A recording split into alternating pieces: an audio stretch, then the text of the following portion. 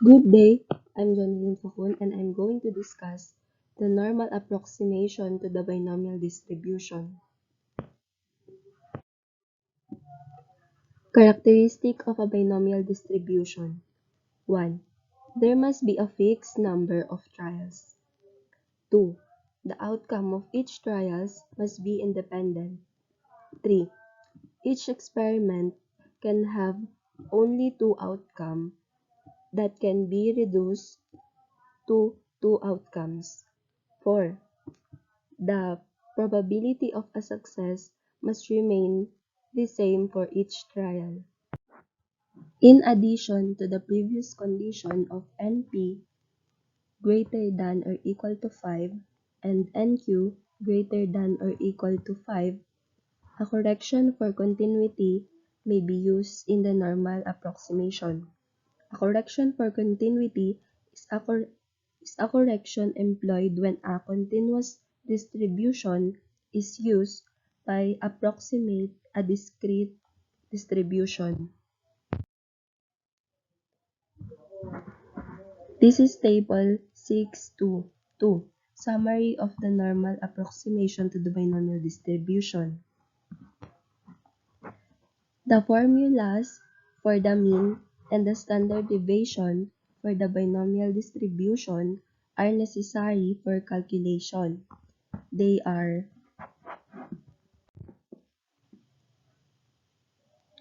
mean is equal to n times p and standard deviation is equal to square root of n times p and q.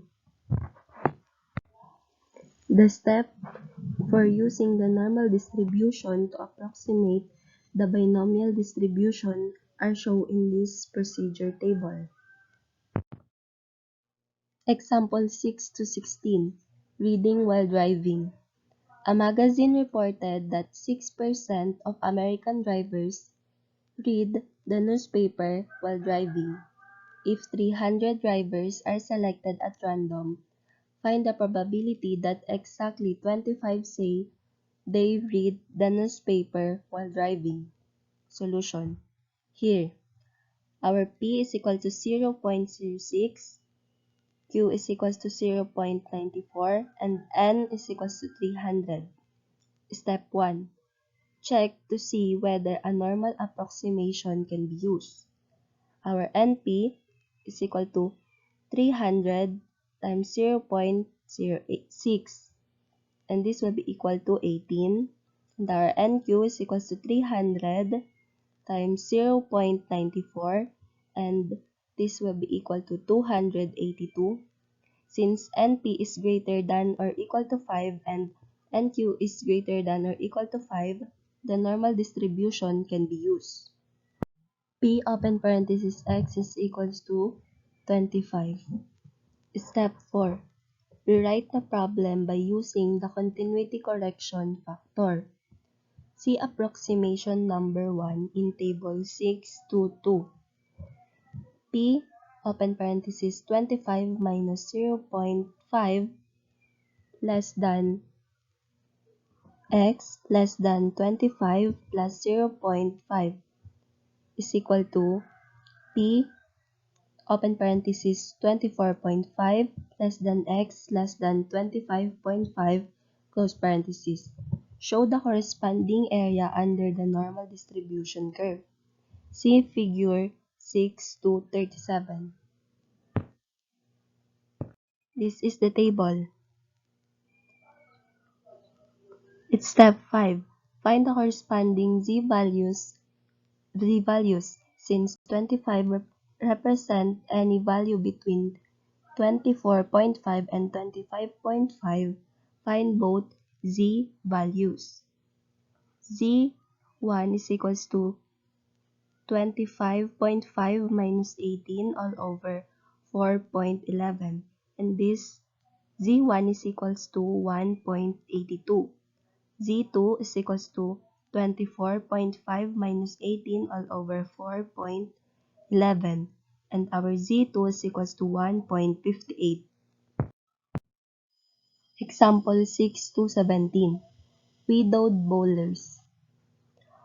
Of the members of bowling league, 10% are widowed.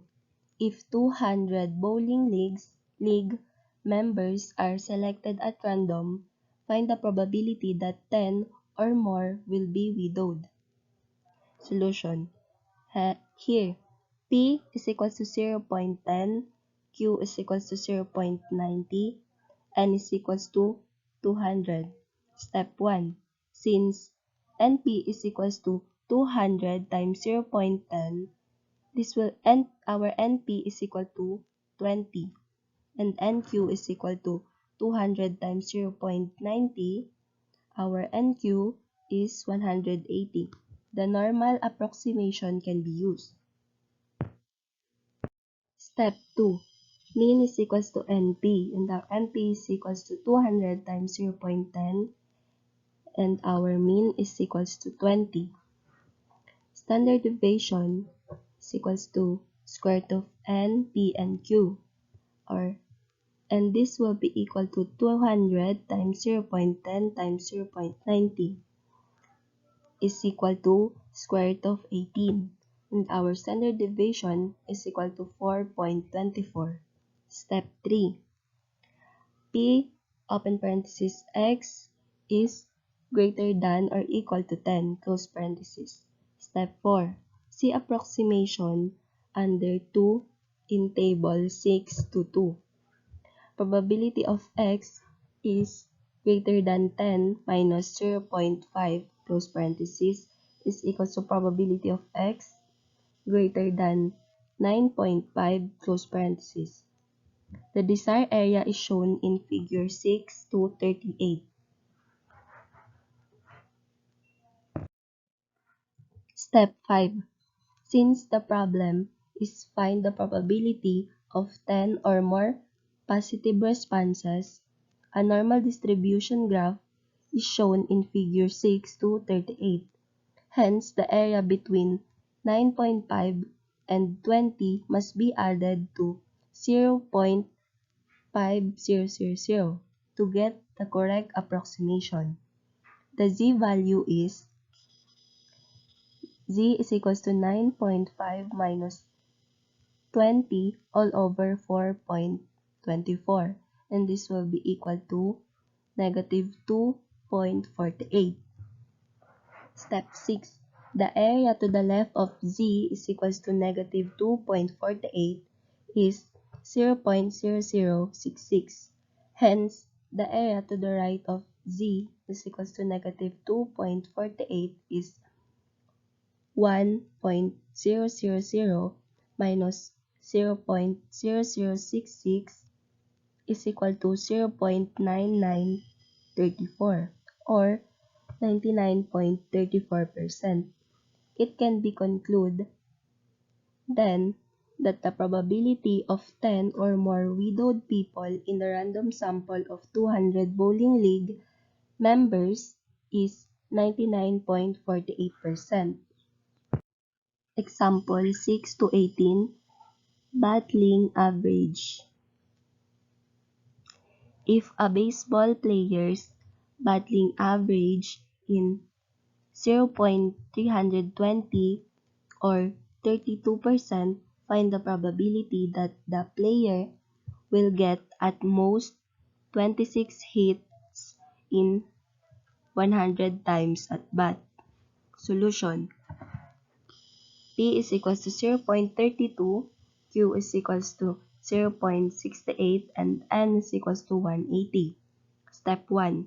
Since NP is equals to 100 times 0.320, 20, our NP is equals to 32, and Q is equals to 100 times 0.680, and Q will be equal to 668. The normal distribution can be used to approximate the binomial distribution. Step 2. Mean is equals to NP. NP is equals to 100 times 0.320. Our mean is equals to 32. Standard deviation is equals to square root of NPQ. And our NPQ is equals to square root of 100 times 0.32 times 0.68. And this will be equal to square root of 21.78. So our standard deviation is equals to 4.66, less than or equal to 26. Step 4. See approximation number 4 in table 6-2. X is less than 26 plus 0.5 is equals to probability of X less than 26.5. The desired area is shown in figure 6 to 39. The figure is below.